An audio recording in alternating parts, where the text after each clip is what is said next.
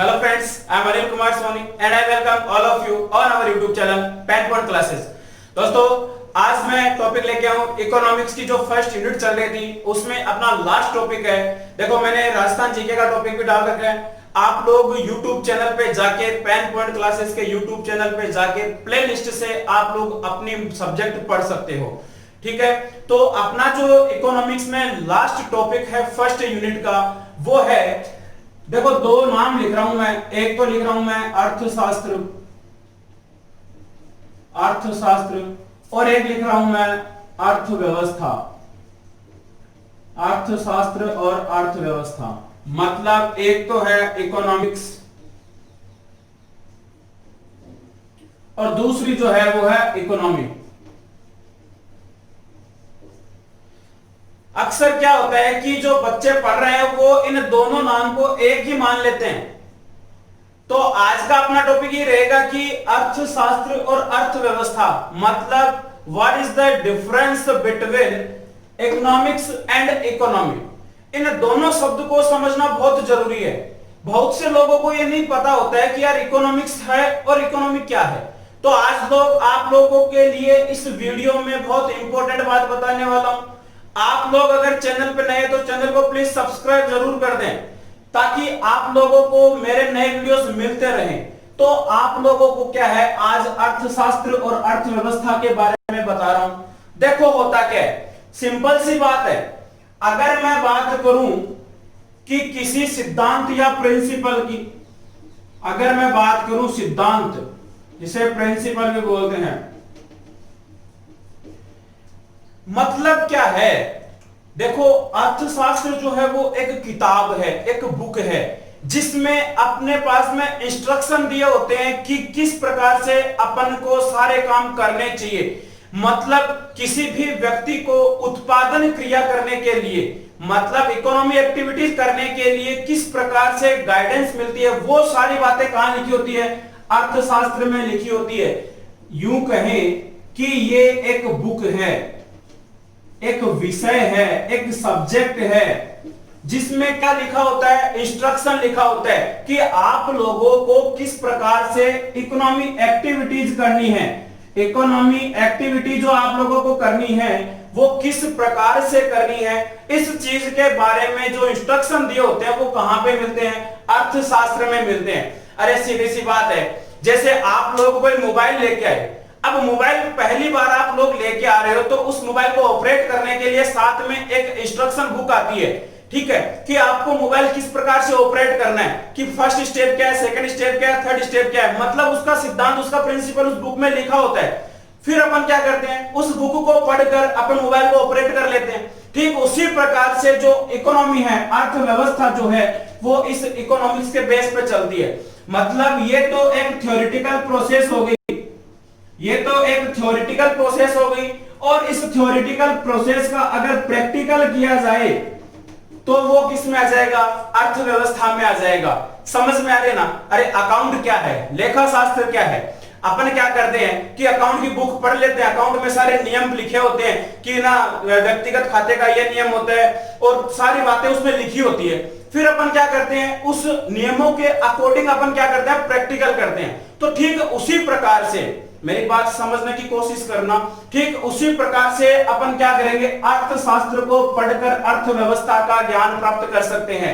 अब देखो आप लोग कहोगे कि सर किसी भी देश का जो आर्थिक विकास है, इकोनॉमी जो डेवलपमेंट है वो किस पर निर्भर करता है, अर्थशास्त्र पर निर्भर करता है या अर्थव्यवस्था पर निर्भर करता है। तो आप लोगों का इतना दिमाग चलना चाहिए कि अर्थव्यवस्था ही डिसाइड करेगी कि किसी भी देश का विकास किस प्रकार से हो रहा है। अर्थशास्त्र डिसाइड नहीं करेगा। अर्थशास्त्र तो क्या है, अर्थव्यवस्था को चलाने में काम आता है। ठीक है, इंस्ट्रक्शन देता है। तो ये सारा सिस्टम अपन को ध्यान रखना। छोटी सी बात याद रख लेना, ये तो एक थ्योरेटिकल और प्रिंसिपल बताता है, और इसको अगर प्रैक्टिकली बेसिस में किया जाए, किसको, इकोनॉमी को, तो वो क्या कहलाएगा अपने लिए, अर्थव्यवस्था कहलाएगा। देखो सिंपल सी बात और समझ लो, अर्थव्यवस्था को दो भागों में बांट देते हैं, अर्थ प्लस व्यवस्था।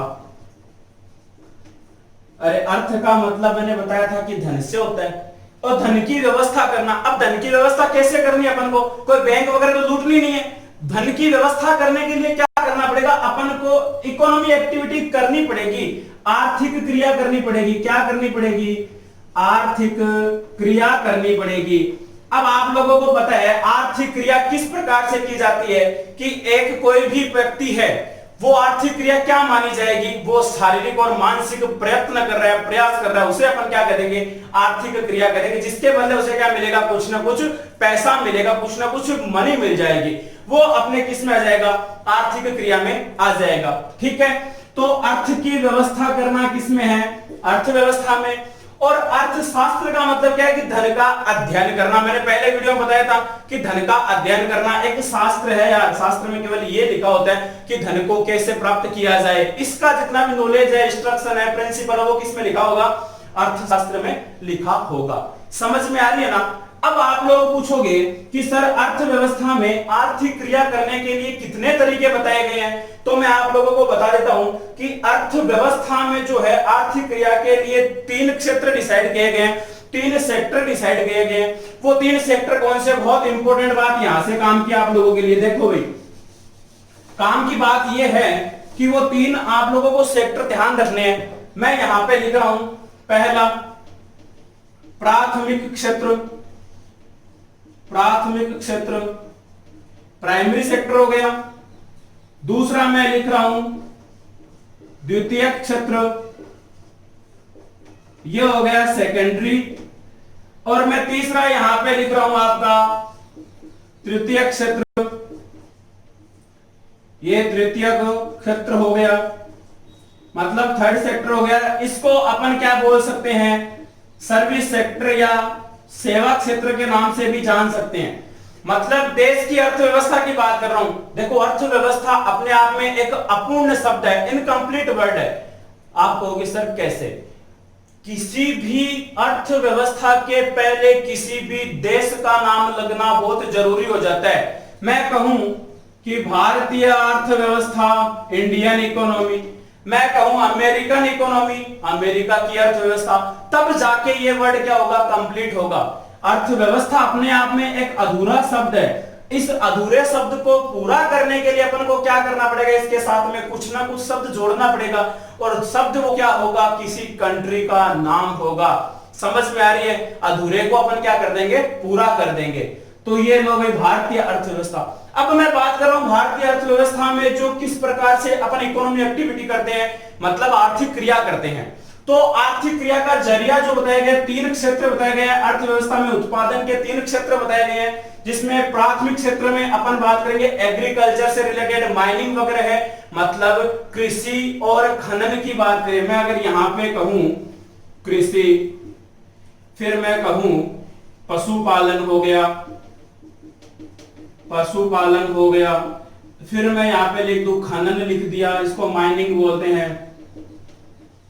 ठीक है, ये जितनी भी चीजें हैं, मतलब यूं समझ लो यार, जो नेचुरल रिसोर्सेज जो है, प्राकृतिक संसाधन जो है, वो किस में आएंगे, प्राकृतिक संसाधन किस में आएंगे रे, प्राथमिक क्षेत्र में तो आएंगे ना। प्रकृति के द्वारा जो दिया गया है ना, उसका प्रयोग किस में आना है, प्राथमिक क्षेत्र में आएगा। ठीक है, ध्यान रख लोगे।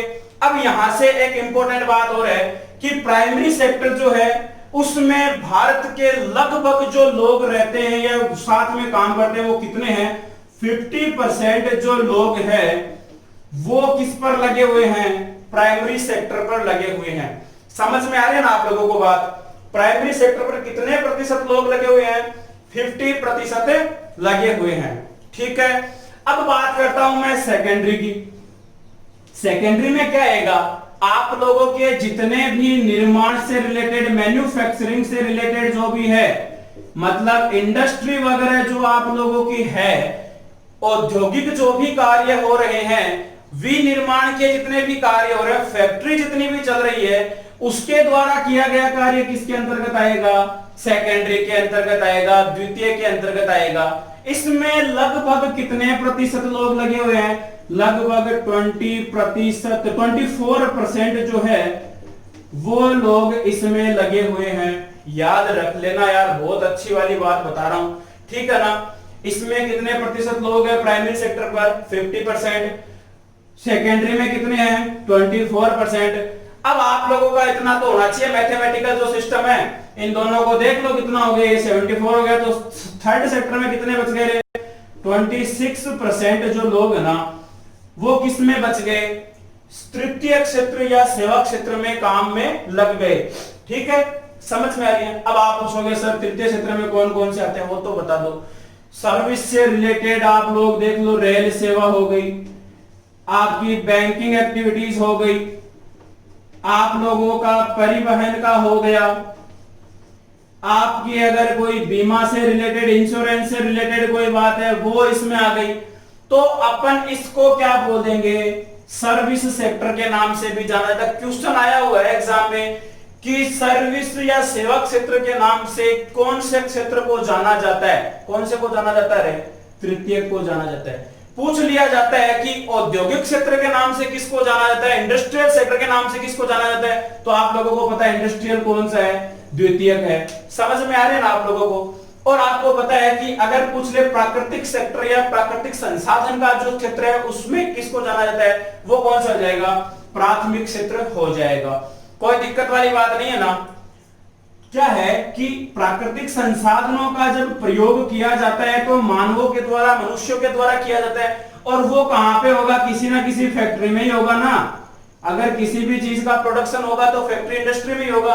तो प्राथमिक संसाधनों का प्रयोग कहां होगा, सेकेंडरी में होगा। अब सेकेंडरी को लोगों तक पहुंचाने के लिए किसकी जरूरत पड़ेगी, अपन को परिवहन की जरूरत पड़ेगी, ट्रेन वगैरह की जरूरत पड़ेगी, उसमें बैंकिंग सेक्टर भी पैसे ट्रांसफर के लिए काम आएंगे, उसके लिए इंश्योरेंस भी अपन को करवानी पड़ेगी। सारी जो बातें हैं ना वो किस में आएगी, वो थर्ड सेक्टर में आएगी, सर्विस सेक्टर में आएगी।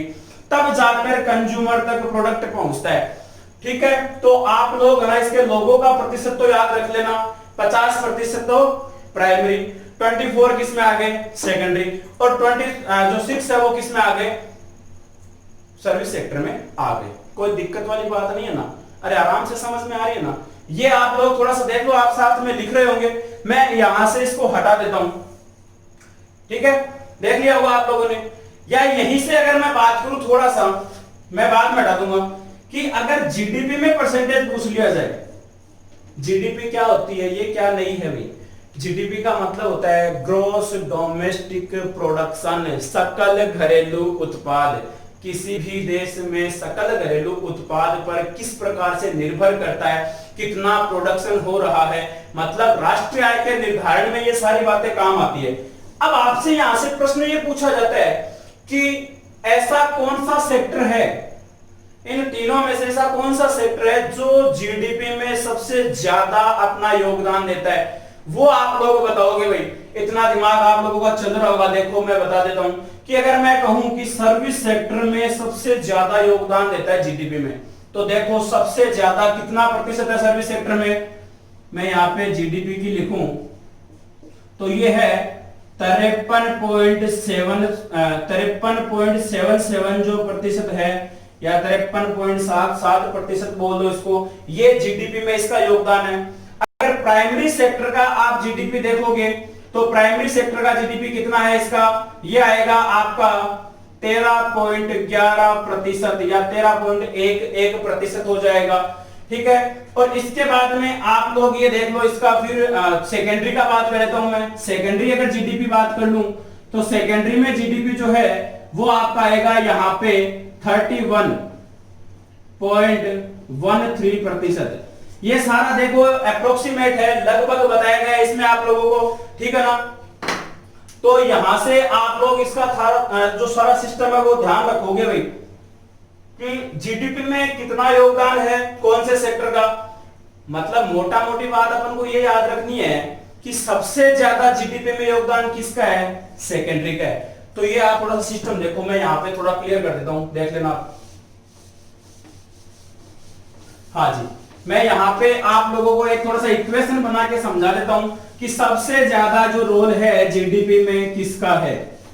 देखो यहां पे अप्रोक्सीमेटली आप याद रख लेना, अगर जीडीपी के लिए पूछ लिया जाए ना, ग्रॉस डोमेस्टिक प्रोडक्शन में, तो सबसे ज्यादा कौन सा है, तृतीय क्षेत्र है। ठीक है, फिर द्वितीयक हो गया, और फिर सबसे लास्ट में कौन है, प्राथमिक सेक्टर हो गया। ठीक है, ये तो हो गया जीडीपी की बात। अगर लोगों की बात कर दी जाए कि कितने प्रतिशत लोग सबसे ज्यादा कहां पे है, तो सबसे ज्यादा आपको पता है कहां पे रहते हैं, कृषि वाले में, प्राथमिक क्षेत्र में सबसे ज्यादा है। फिर किसका बताया था, सर्विस सेक्टर मतलब तृतीयक क्षेत्र में है, तृतीयक, और सबसे कम किस में है, द्वितीयक में, सेकेंडरी में। ठीक है ना, इनका परसेंटेज मैंने आप लोगों को बताया था पहले भी। ठीक है, कोई दिक्कत नहीं है, यहां से आप लोग याद कर लोगे सारा सिस्टम। जीडीपी में सबसे ज्यादा योगदान सेवा क्षेत्र का है, उसके बाद में सेकेंडरी का है, और सबसे कम योगदान किसका है, प्राइमरी सेक्टर का है। अगर लोगों की बात की जाए, लोग सबसे ज्यादा किस में लगे हुए हैं, तो प्राइमरी में सबसे ज्यादा लगे हुए हैं, फिर तृतीयक में लगे हुए, उससे थोड़े कम, और सबसे कम किस में है, सेकेंडरी में लगे हुए हैं। कोई दिक्कत वाली बात नहीं है, यहां तक समझ में आ गई आप लोगों को। ठीक है, ये था अपना जो प्रोडक्शन से रिलेटेड अगर बात कर ली जाए तो आपकी अर्थव्यवस्था के प्रकार या क्षेत्र दे रखे हैं। ठीक है दोस्तों, उम्मीद करता हूं आपको मेरा ये वीडियो पसंद आया होगा। अगर वीडियो पसंद आया है तो दोस्तों प्लीज वीडियो को लाइक करें, शेयर करें और सब्सक्राइब करना बिल्कुल ना भूलें। ठीक है दोस्तों, धन्यवाद, जय हिंद, जय भारत।